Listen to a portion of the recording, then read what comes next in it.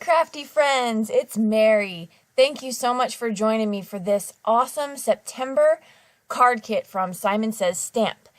And I am going to make 10 cards and 1 tag from this kit. Now there's a ton more to be done with this kit than what I'm going to show you today, but I'm going to hopefully maybe give you some ideas and we'll just have a lot of fun. Right now I'm just cutting down the paper. I like to score it across first and then cut it, so then both pieces are scored, easy peasy. The first card I'm going to be making, I've pulled out this Sizzix die cut that I've had forever in my stash. And because this theme is a lot of rainbows and just fun unicorns and things like that, I kind of wanted to use what I do have in my stash as well. So I took some of the pattern paper and I cut my Sizzix die through that paper.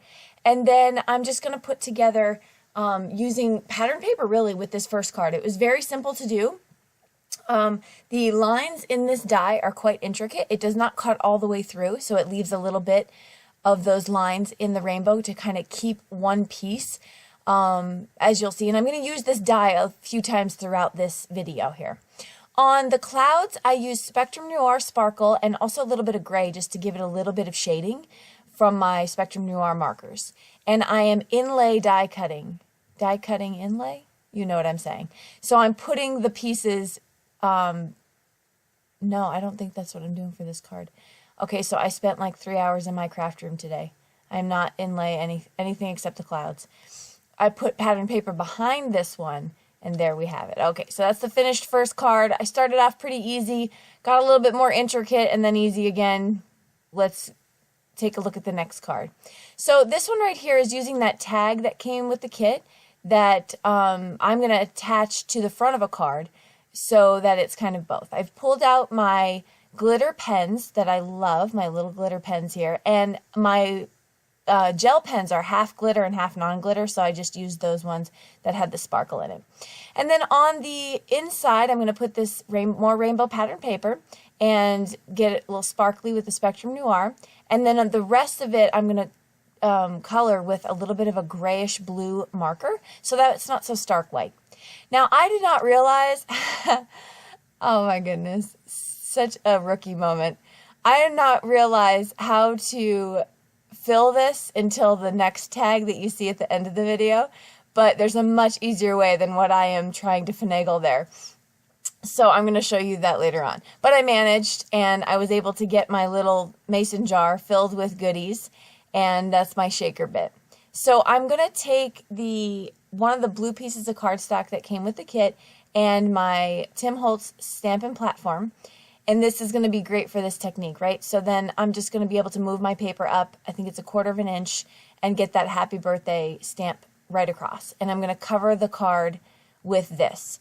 And so this made it so easy to just move my card all the way up. I got a full background of stamping, and then I'm going to spray it with some sparkle shimmer mists, which is new to me, and I am just loving it. So I want to mist all the things.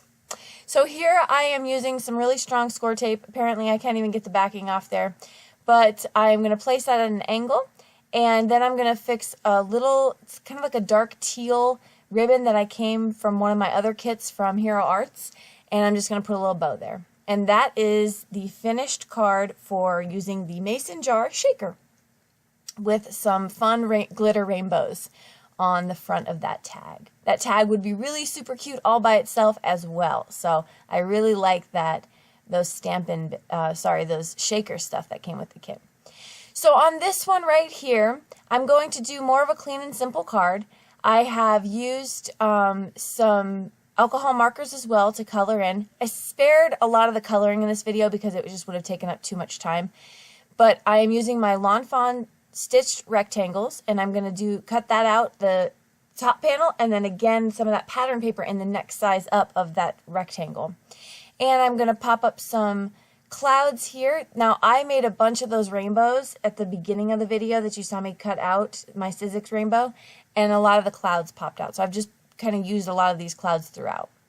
And there is the next card. Very clean and simple, very, very simple to do. Just stamp and color in, voila. Okay, so we're moving on to the next one. This is another very simple card that I did. I heat embossed with clear embossing powder, this sentiment here in the middle, and then I'm just going to use some more of that such cute pattern paper that came with the kit. So I'm really trying to use up, I find that I have a lot in my stash. I added a sticker, those super cute stickers that came with the kit, along with the cupcake and the little dots. And that will finish up that card as well. I got a lot of little girl birthday cards out of this kit. Very cute, whimsical, adorable stuff. All right, so the next card. I was a little stumped, but I kind of had something in my brain working, but I did not like the purple cardstock just plain. So I took out my Wilted Violet Distress Oxide, and I decided to add it to that purple cardstock that came with the kit. So I'm doing like an ombre, really dark at the bottom, lighter at the top. Then I take it to, again, some shimmer mist, and I spray my cardstock with that to get that Distress Oxide look, which I thought just came out so pretty. And I'm taking to the stickers on this one. I am just filling that up with the hearts and the little dots just to give a little bit of accent on the side of the card. And this card is really easy, really simple. I went to last month's card kit and I grabbed the thanks out of there, and I'm going to heat emboss with white embossing powder on black cardstock. And it's going to be a thank you card. I really don't have enough thank you cards. I need to make some more of those. And then at the finishing touch, I'm just going to put a little tag on the end of that black cardstock. I'm going to pop it up with some fun foam and then some score tape. I like score tape on my fun foam. I find liquid adhesive has failed me in the past, even though if you can recommend a good one, please do so. But I find that it hasn't worked for me, at least the kind I'm using. So there we have it, and that card is finished. This one, again, was very, very simple to do. Okay, so we're going to take a break from all the rainbows all over the cards, and we're going to do something a little bit differently. So here I'm taking my Distress Oxide in the black soot, and I'm covering a piece of Bristol smooth cardstock. Then I'm getting my Oxide effect with some water droplets, lots of water droplets.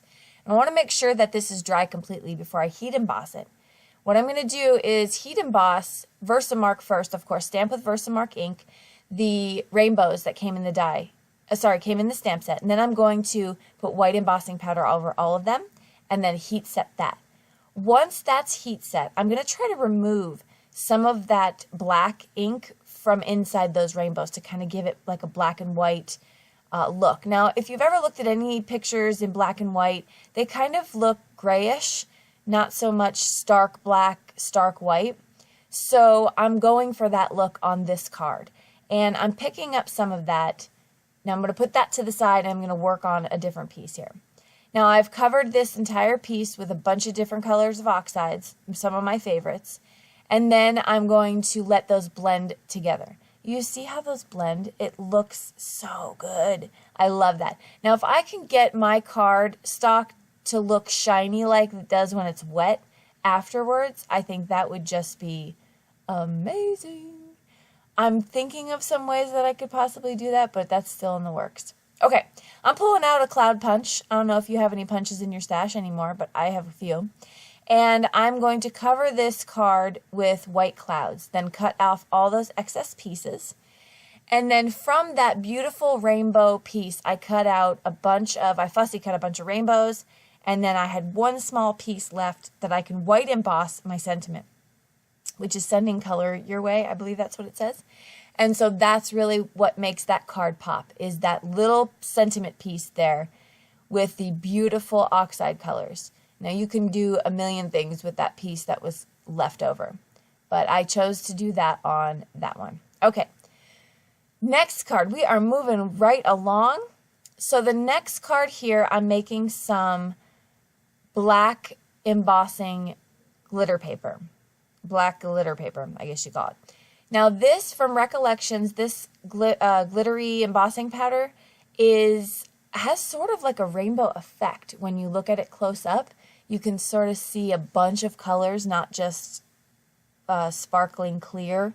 So you'll see it in some of the close-ups.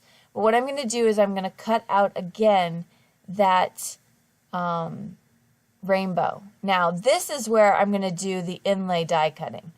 And let me tell you, those little strips had to be super, super small to get on those lines. So recommendation, take off the backing paper when you're trying to circle your tape around.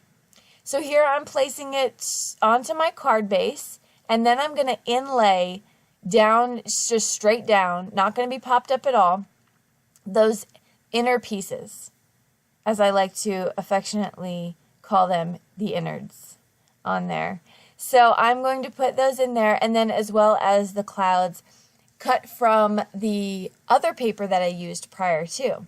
So I'm just going to use up as much as I possibly can. In the same pattern, I've taken one of my Hello die cuts from my stash and just added that to it. So this is just a fun, whimsical card where that pattern paper really is the show on this card right here. So just a card to say hello. All right, next up, this is probably one of my favorites and most fun to do. So what I did was stamp that heart from the stamp set, and then I cut it out. But then I taped back together my little makeshift mask here so that I could use this easily on my cardstock. Now I've pulled out craft because I've never used oxides on craft. So I said, let me see what you can do. I've heard good things, but now it's time to show it. So I pulled out craft cardstock. This is, I believe, Nina Craft. And I am using Twisted Citron and Salty Ocean on this to get a kind of a blend throughout. Now I've had to mask, so this technique is sort of masking and stenciling at the same time. So I'm going to make sure that you're masking off underneath what you don't want to cover up. I think even if they blended a little bit over each other, it would be okay, but it's not a risk I was willing to take. It took me a couple tries to get exactly where I wanted with this card. So I really like the end result. So what I'm doing here is just basically masking, stenciling all over this card. And I'm going to add some candles to the tops of them. But when I do that, I'm going to mask those off as well. So you're going to just see me go through this. Now, this part took the longest, I would say, for this card, but I just love, love, love the look of it. It was so easy and so much fun to do. All right, so I'm going to put one more right at the top there, and now I'm going to start my, no, I lied to you. You have to kind of not have your mask all the way to the edge of your paper, or else you're going to get a line that you need to go back and color in, so just FYI. So here I am stamping out all those candles, and I'm going to put Happy Birthday at the top, but I'm going to use those colors mixed, actually. So I essentially came up with like its own tealish version of those two colors mixed for the Happy Birthday, which I ended up really liking.